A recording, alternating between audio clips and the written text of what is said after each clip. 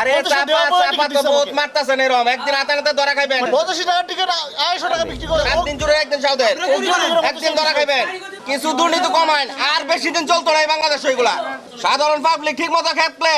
গণভিডিও খাওয়া লাগতো এখন এখন সময় হইতাছে প্রত্যেকটা গফরগাঁওয়ের লোক যারা ঢাকা ময়মনসিংহ যেতে প্রতিটা লোক সাফার এবং প্রত্যেকটা লোক রুগী নিয়ে আসলে সাফার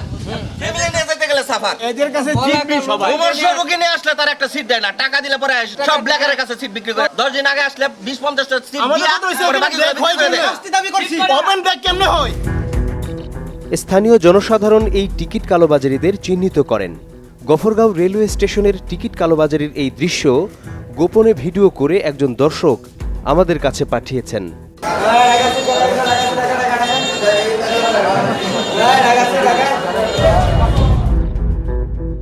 দিনের বেলায় টিকিট কালোবাজারির এই দৃশ্য আমাদের কিছুটা দ্বিধায় ফেলে দেয় কারণ এই যুগেও এভাবে টিকিট বিক্রি হতে পারে এটা বিশ্বাস করতে সন্দেহ হচ্ছিল তাই বাস্তবতা যাচাই করতে টিম সার্চলাইট গফরগাঁও রেলওয়ে স্টেশনে পরিচয় গোপন করে টিম সার্চলাইটের এক সদস্য কাউন্টার থেকে টিকিট কাটার জন্য অপেক্ষা করছেন কবির ভাই সিট আছে ঢাকা লাইনে দাঁড়িয়ে টিকিট পাওয়া না গেলেও বাইরে টিকিট হাতে কালোবাজারিদের চোখে পড়ল যারা হাঁকডাক করে ক্রেতা আকর্ষণের চেষ্টা করছেন তাদের এই চেষ্টা দেখে মনে হতে পারে ঈদের আগে টিকিট কালোবাজারির দৃশ্য এটি বাস্তবতায় ফিরতে সময় লাগলো না যখন নিজেরাই টিকিট কালোবাজারির কাছ থেকে টিকিট পেলাম গোপনীয়তা ছেড়ে বড় ক্যামেরায় নিয়ে হাজির হতেই মুহূর্তের মধ্যেই সবাই পালিয়ে গেল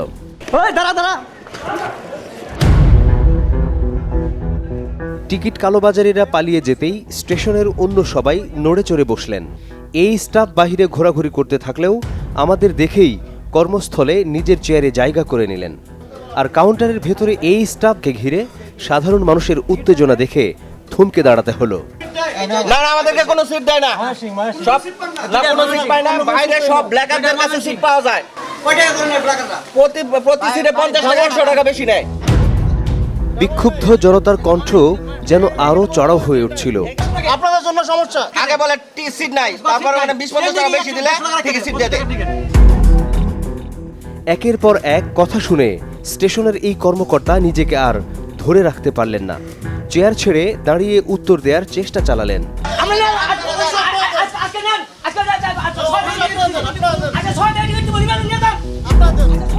কিন্তু তার কথা শেষ না হতেই টিকিটের জন্য লাইনে দাঁড়ানো যাত্রীদের পাল্টা উত্তরও ছিল ঝাঁঝালো আরে চাপা চাপা তো বহুত মারতাছেন এরকম একদিন আতানাতে ধরা খাইবেন 85 টাকা টিকিট 250 টাকা বিক্রি করে নিজেকে বাঁচাতে এবার তিনি এমন এক উত্তর দিলেন যা শুনে আশ্চর্য না হয়ে উপায় নেই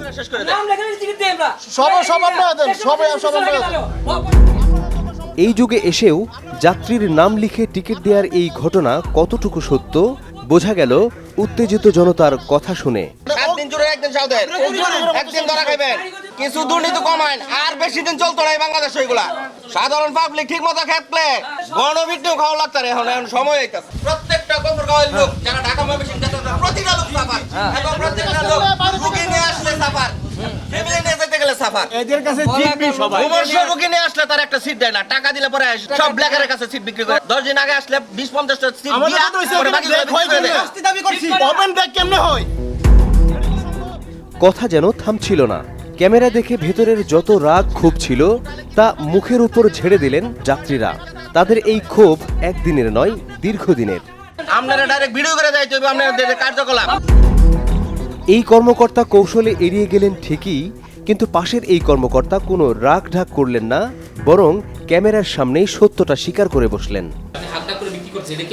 হ্যাঁ এটা দেখছি দেখার পরেও আপনার মানে আমরা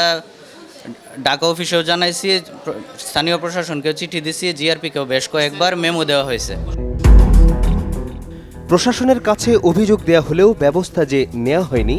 বাস্তবতা দেখলেই সেটা বোঝা যায় তবে টিকিট বিক্রির পাশাপাশি তারাও যে প্রশাসনের অংশ সেটা হয়তো ভুলে গেছেন রেলওয়ের এই স্টাফ এখানে হাকডাক করে টিকিট বিক্রি করতেছে এটা দেখার দায়িত্ব অবশ্যই পুলিশের অন্যের কাঁধে দায় চাপিয়ে নিজেকে বাঁচানোর চেষ্টা, এটা অনেক পুরনো কৌশল। বাইরে আসতেই দেখা গেল যাত্রীদের বিশাল লাইন, যেখানে কিছুক্ষণ আগেও কাউন্টার ফাঁকা ছিল। আপনারা আসার কারণে এই সিরিয়াল হচ্ছে না, তো এই সিরিয়াল হইতো না। ওপেনলি বাকারে